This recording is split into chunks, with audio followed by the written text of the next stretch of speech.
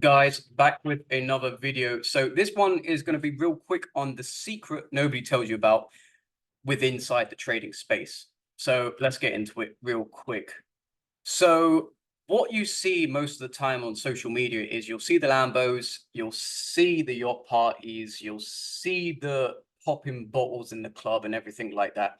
This is what you'll see, and this is kind of like the lifestyle edition of what most traders or even any influential people will show you on their social medias, whether that's Twitter, whether that's Instagram, whether that is YouTube, because this is what people like to view. This is what gets the eyes, of course. So, you know, and why not show it off when you have the money and you've achieved some sort of success? You know, it's like accolades, you go through them all. But the problem is trying to filter out who's actually made legit money from it and who's the one scamming you guys, who's scamming money, you know what I mean? So we will quickly go through this, what they'll tell you. So this is in amongst the trading aspect of things. So what they tell you to do is they tell you, one, to risk 1%. They tell you to go for a generic 1 to 2 profit target, and they'll throw in join their signal group, because their signal group will be, where they send all of their trades, the trades that they take, the trades that make them money, and all of the rest. And then they'll say, join my mentorship, so then you can get their courses and whatnot. And this comes with no validation. Like, what I don't understand, for me, as a trader, is that, like, why don't you guys ask for some sort of validation? Like, you're going off of their validation, having the things at the beginning of this PowerPoint, the cars, the yachts, the parties and stuff like this, the money thrown around, that you believe that's their validation as to why you should join their mentorship. I think we should make it a norm that you ask for some sort of like previous history. Like, if people are trying to create a mentorship to help people along the way, that with actual trading methods and actual trading plans, there should be some sort of like validation point where you have to actually show some sort of validity to what you're trying to preach. Because then, it's up for grabs what's a scam and what's actual real good trading content, without having to sift it through.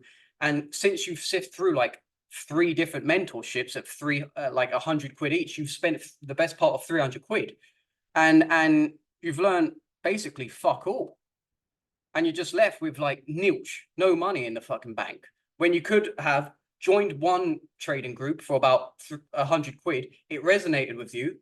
You understood, you learned a lot more. You put what they preach into practice, and you start seeing money come through.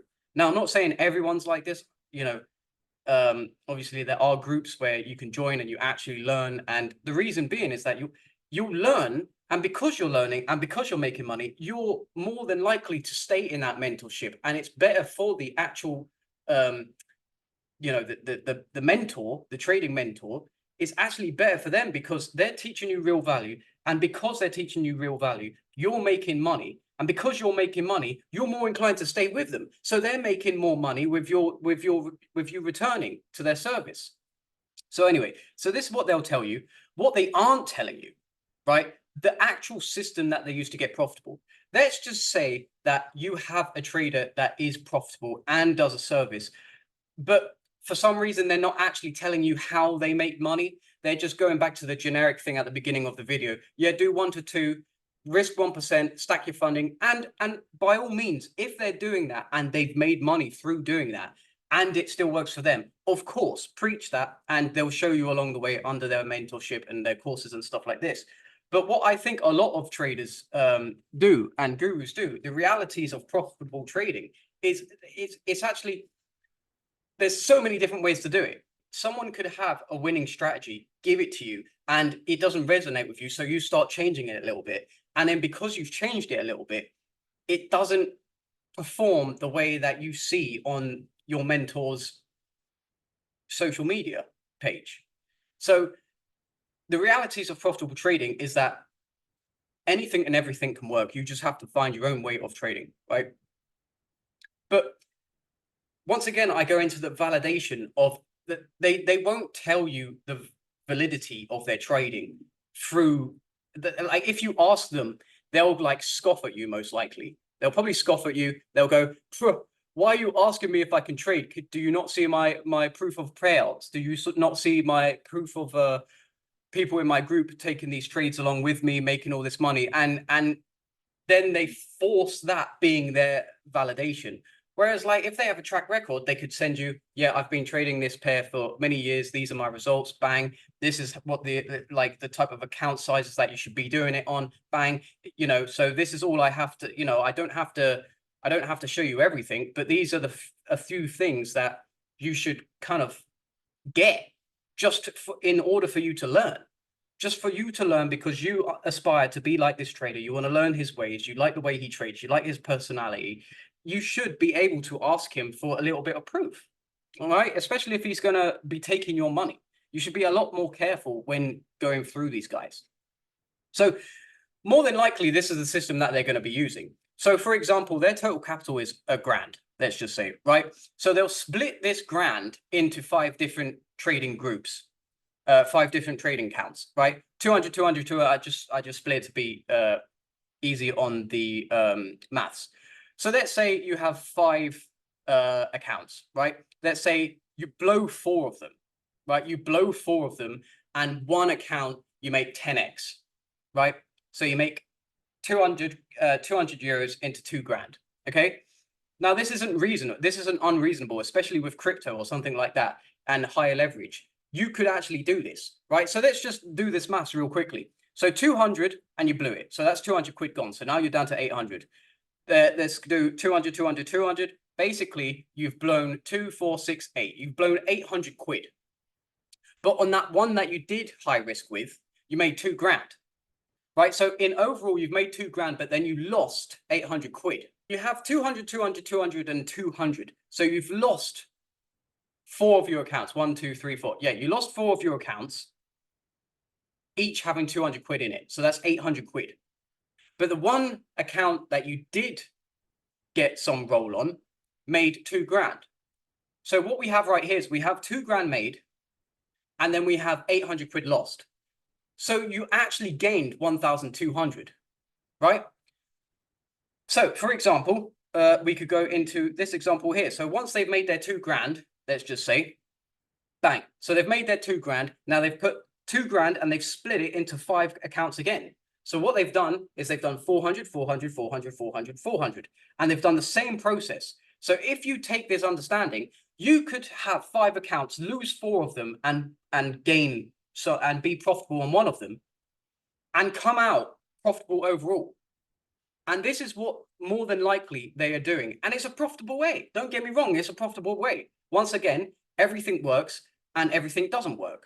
So you just have to make things work for yourself and the way you resonate with things. So this is a legit way of doing it. I believe one of my friends the other day said to me something about Larry Williams and Robin's Cup kind of challenge, history challenge thing, whatever it was. He got like the best score ever in the world, in the Robin's World Cup. And this is kind of similar to the way he traded. So it was very high risk, but you keep the percentage risk the same, and you split it into different accounts. So your account is the stop loss in a way, right? From your total capital, you split in, and each account is a stop loss. So you go high risk on those, and then basically you allow for 1 or 2 or however many your win rate is good with to gain you those big gains. So then you have the risk management within. So the problem is we go a little bit deeper on this, and I'll go a little bit deeper on this in an actual video of me when I'm trading with a live trade, for example. However, this is the concept right now. So inside one of these accounts, so inside one of these 200 quid accounts, so we're inside one of these accounts now. So you're using one account. Let's just say you're on crypto, and you get your first entry, right? Your first entry, you're risking 5%. The idea is that you don't care whether that 5% of your account goes up and hits TP. You don't care. Great, you made money.